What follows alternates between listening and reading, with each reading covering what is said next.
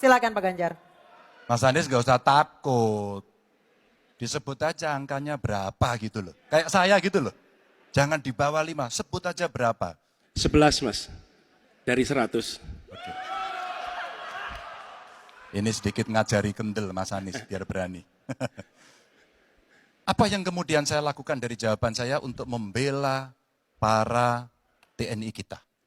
Saya bersama mereka. Saya mendengarkan, saya berkeliling Indonesia, saya mampir bertemu di rumah-rumah mereka, di asrama-asrama mereka. Maka kami tidak mau kalau kemudian mereka, mohon maaf, bertempur dan mati sia-sia. Saya tidak rela. Maka itulah yang saya bela. Maka perencanaan bottom up itu betul-betul sebuah perencanaan yang mereka inginkan. Mereka harapkan dan mereka bisa menggunakan dengan sangat efektif. Termasuk pada soal kesejahteraan tadi yang disampaikan. Dan saya sepakat pada soal itu.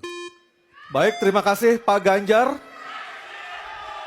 Mohon tenang, mohon tertib Bapak dan Ibu sekalian. Kita akan lanjutkan. Kami persilahkan kepada Capres nomor 2 Pak Prabowo untuk bertanya kepada Capres nomor 1 Bapak Anies Baswedan. Waktunya 1 menit Pak Prabowo, kami persilahkan. Saya cukup kaget karena beberapa hari yang lalu calon wakil presiden Bapak menyampaikan bahwa negara kita tidak dalam keadaan perang sehingga untuk apa kita harus beli alat-alat perang. Tapi hari ini Bapak mengatakan Bapak setuju dengan kenaikan anggaran 1-2%. Jadi itu saya minta ketegasan. Yang kedua, ya sekali lagi data-data yang Bapak pegang adalah keliru dan juga Pak Ganjar tadi juga banyak kelirunya. Saya sangat transparan dan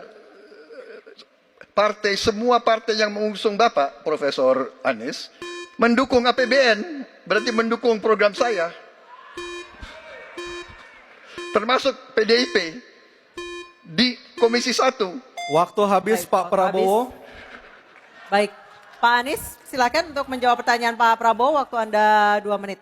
Silakan. Ya, jadi kita butuh pertahanan yang sesuai dengan ancaman nyata yang ada di depan kita. Ancaman ini dirasakan oleh siapa? Dirasakan bukan saja di dalam batas-batas teritorial, tapi juga di keluarga. Bagaimana ancaman atas penipuan online, bagaimana ancaman atas peretasan, bagaimana ancaman atas judi online, bagaimana ancaman-ancaman terorisme. Itu semua membutuhkan perhatian. Jadi bukan memutuskan untuk belanja alutsista berdasarkan selera dan berdasarkan preferensi masa lalu, tapi justru harus mencerminkan kebutuhan masa depan. Inilah yang menurut kami penting. Ya, anggarannya perlu kita tingkatkan, tapi jangan keliru. Ancamannya juga mengalami pergeseran. Jadi itulah sebabnya mengapa kita melihat perlunya ada strategi yang baik. Supaya apa? Supaya kekuatan yang kita miliki mereka bisa bekerja dengan optimal, tidak sia-sia. Lalu Pak Prabowo yang saya hormati, ini bukan soal pribadi, ini soal negara, ini soal policy. Penjelasannya ya di tempat ini, bukan di ruang-ruang tertutup yang tidak diketahui oleh publik. Justru kalau Bapak ketahui datanya salah, tunjukkan di tempat ini sehingga publik bisa mengetahui, bukan dalam pertemuan-pertemuan lain yang tidak jelas dari mana kita bisa menilai akurasinya. Jadi menurut hemat kami, bila ada di antara kami yang faktanya keliru, Bapak tunjukkan. Tapi kalau Bapak tidak menunjukkan, berarti memang faktanya benar. Itulah kenyataan yang ada di lapangan. Dan ini juga yang selalu kami gunakan. Kami gunakan fakta-fakta itu. Itulah sebabnya, Pak, kami melihat penting sekali untuk kita tenang, dingin, jangan emosional dalam menghadapi persoalan-persoalan kenegaraan, dalam menghadapi persoalan-persoalan pertahanan. Demikian jawaban kami. Terima kasih. Baik, terima kasih Pak Anies. Oke, tenang dulu. Tenang dulu. Mohon tenang Bapak dan Ibu.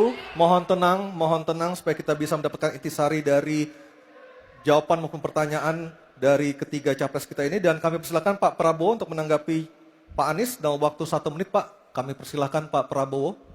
Pak Anies. Saya tidak bicara tertutup, saya bicara di Dewan Perwakilan Rakyat. Komisi 1, di mana semua partai yang mengusung Bapak hadir dan menyetujui yang saya ajukan. Jadi, dan juga sekarang waktunya nggak ada. Jadi saya mengundang, kita bicara terbuka. Terbuka, silakan. Tapi saya ingatkan, Bapak cinta atau tidak dengan negara ini? Masa kita mau buka semua kekurangan kita, semua masalah kita buka di depan umum? Apakah itu pantas? Di negara yang baik, di negara maju, masalah rahasia ada, Profesor.